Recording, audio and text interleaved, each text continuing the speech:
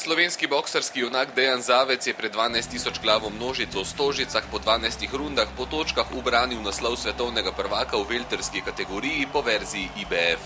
Napovedano se je uresničilo, kajti priča smo bili zares odlični boksarski predstavi. Moram prav gotovo reči, da mogoče čisto takšne borbe nisem pričakoval tako trde. Sam osebno sem bil prepričan v zmago in sem vedel, da ni druge poti, da je potrebno nekako v vsake rundi dati svoj maksimum, se mogoče malo sprehoditi gor-dol z ritmom same borbe.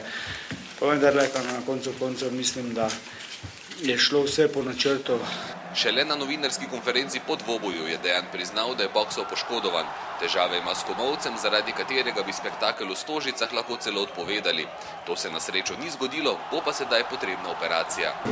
Torek oziroma najkasneje v sredo bo ta komolec tudi operiran in potem sledi operacija, rehabilitacija cirka 2 meseca. Gre za več majhnih poškodbic v samem komolcu. Točno se bo vedelo, ko bo poseg narejen oziroma ko bo se dalo videti, kaj se pravzaprav dogaja. Misli Dejana so zdaj, ko je ugnal prvega izzivalca po verziji IBF, usmerjene naprej, ko bo nasprotnike iskal med najbolj elitnimi boksarji čez lužo. Seveda med tem časom bo potekali pogovori, lahko da se že zgodi jutri, lahko da se že zgodi naslednjo leto. Vsekakor sedaj najprej, o čem razmišljam, čisto resno je, da saniram vse poškodbe in da nekako se pripravim optimalno.